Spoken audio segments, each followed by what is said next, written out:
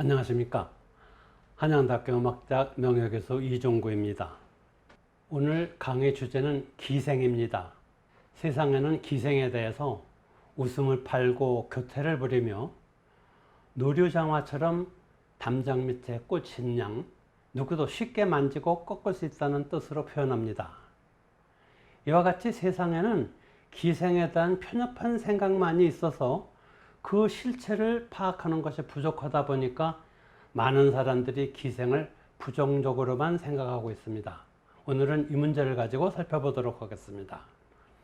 우선 기생의 역사에 대해서 살펴보겠습니다. 기생의 역사는 아마도 인류가 시작할 때부터 존재했겠죠.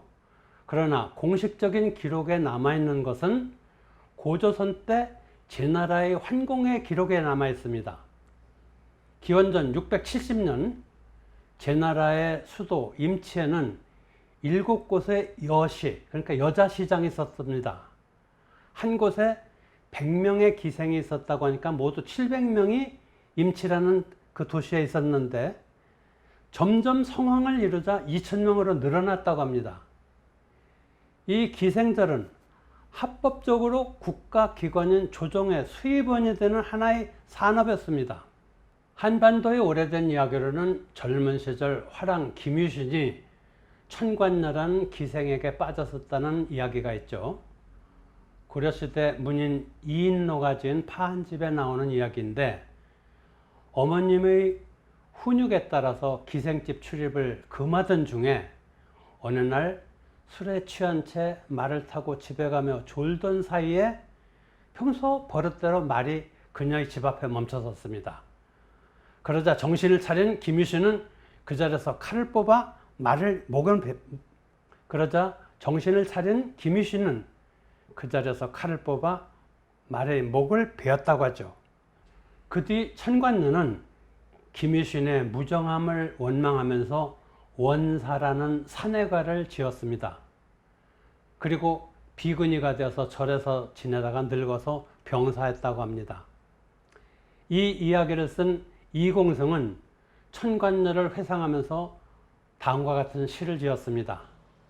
정이 많은 공자가 꽃 아래 논이나니 원망 품은 미녀는 말 앞에서 울었더라. 말이 도리어 옛정을 알아 옛길을 기억하는데 노복은 무슨 죄라 부질없이 채찍질인가. 한편 심양강도에서 비파를 연주해서 백거이에게 천추의 명작 비파행을 쓰게 한 강남기생 설도라는 유명한 시인도 있습니다. 그녀의 춘망사라는 시는 우리말로 봄을 기다리며 라고 번역할 수 있습니다. 1950년대 조남사작 라디오 드라마 동심초에서 그 주제가를 시인 김한서가 설도의 시 춘망사를 번역해서 작곡가 김성태로 하여금 노래를 만들어 한 시대를 풍미한 노래가 있습니다. 꽃잎은 하염없이 바람에 지고 만날 날은 아득타 기약이 없네. 뭐라 맘과 맘을 맺지 못하고 한갓대의 풀잎만 맺으려는고 라는 노래가 바로 설도의 사편으로 구성된 춘망사 중 세 번째 노래였습니다. 시인 김한서는 김소월 시인의 스승이었던 분입니다. 청구영원에는 매화 옛 등걸에 봄이 찾아오니 옛 폈던 가지에 피엄죽도 하다마는 친설이 난 분분하니 필동말동하여라. 이런 시를 읊은 시인이 우리 기생 중에 있었습니다. 조선 선조 때 신이라는 문신이 지은 경수당 전거에 나오는 이야기입니다. 또한 논개 같은 충국의 여정부는 만대 역사에 빛나는 우리나라의 자랑입니다. 진주라도 촉성루 논개라는 기생은 외장 청정 목을 안고 진주 난강에 떨어져 비록 술 취한 사람이 부르는 콧노래를 하더라도 우리는 이런 노래를 들으면 옷깃을 여미지 않을 수 없습니다. 또 시인 변영루는 논개라는 시에서 그의 절개를 다음과 같이 노래하고 있습니다. 거룩한 분노는 종교보다 깊고 불붙은 정열은 사랑보다도 강하다. 아, 강낭콩 꽃보다도 더 푸른 그 물결 위에 양귀비 꽃보다도 더 붉은 그 마음 흘러라. 기생이라면 누구니도 황진이가 가장 유명합니다. 음악적인 재능도 뛰어났지만 공부를 많이 해서 훌륭한 학자 계열에 들었었죠. 또 아주 유명한 시를 많이 남긴 시인이기도 했습니다. 그래서 그녀의 고향인 개성에서는 송도 삼절이라 하니 철학자 서경덕과 아름다운 자연 박연폭포, 그리고 기생 황진이를 말합니다.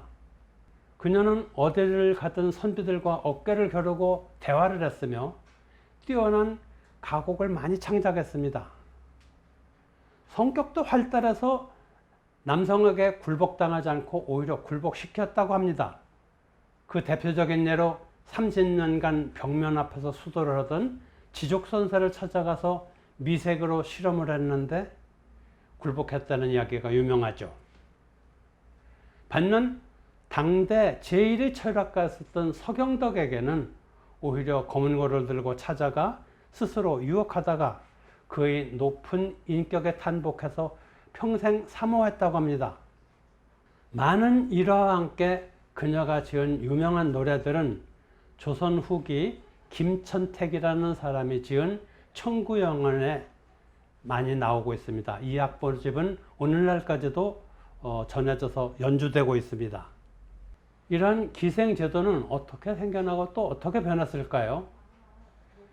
중국에는 상나라 군인들이 동이족을 정벌하면 잡힌 동이족과 그에 저항하는 가족까지 모두 노예로 잡았고 여자는 기생이나 가비로 삼았다고 합니다.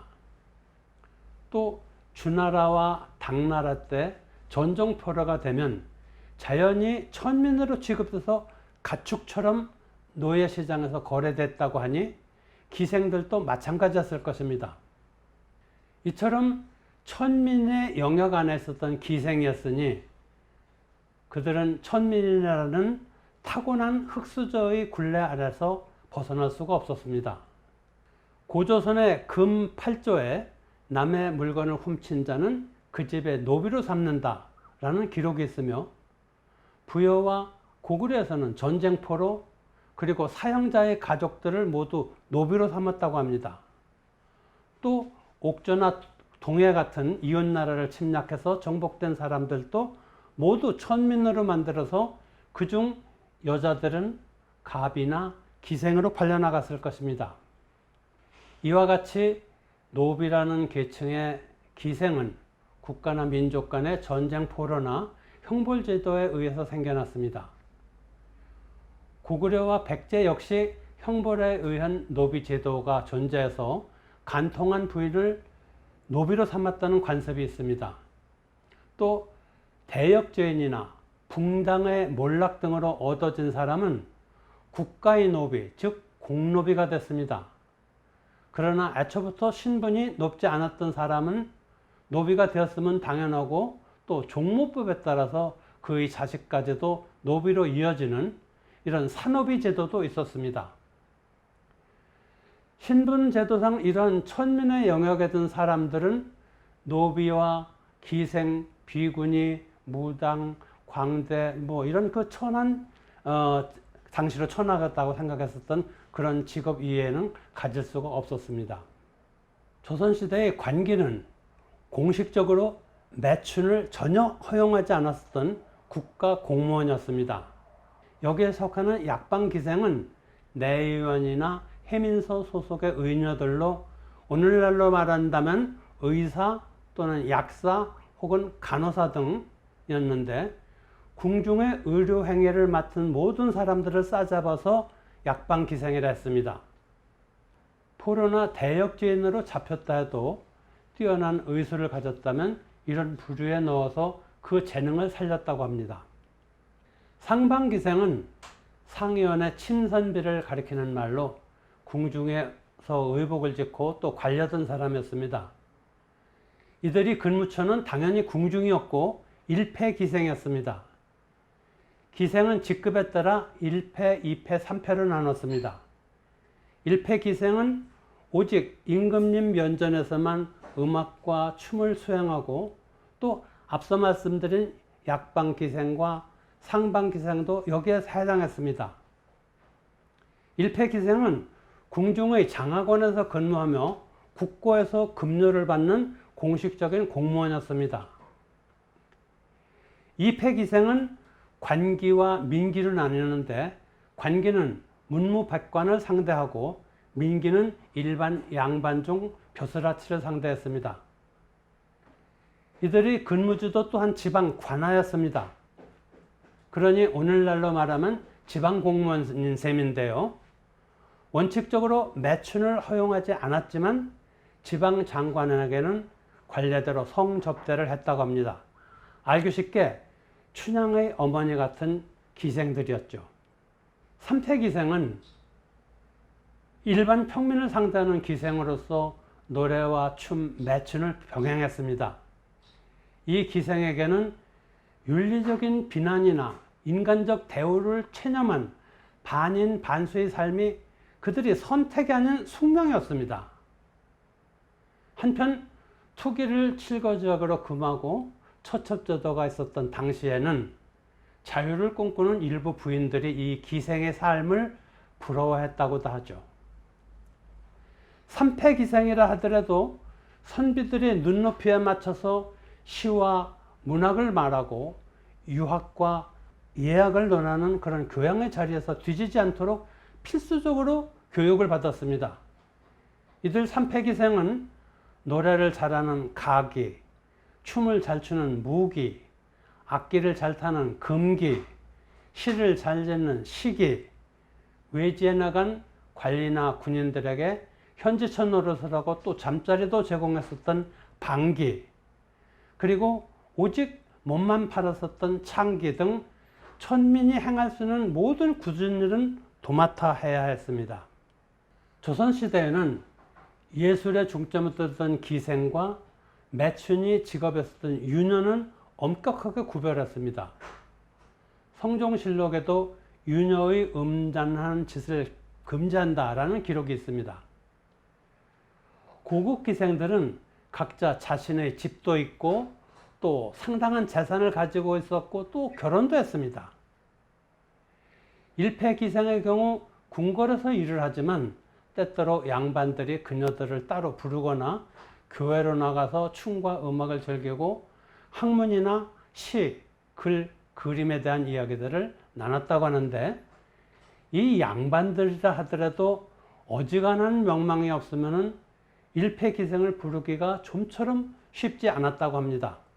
주된 고객이 상류층이었기 때문에 춤, 노래, 시조, 화예, 학문 등의 교육은 그들의 필수 조건이었습니다.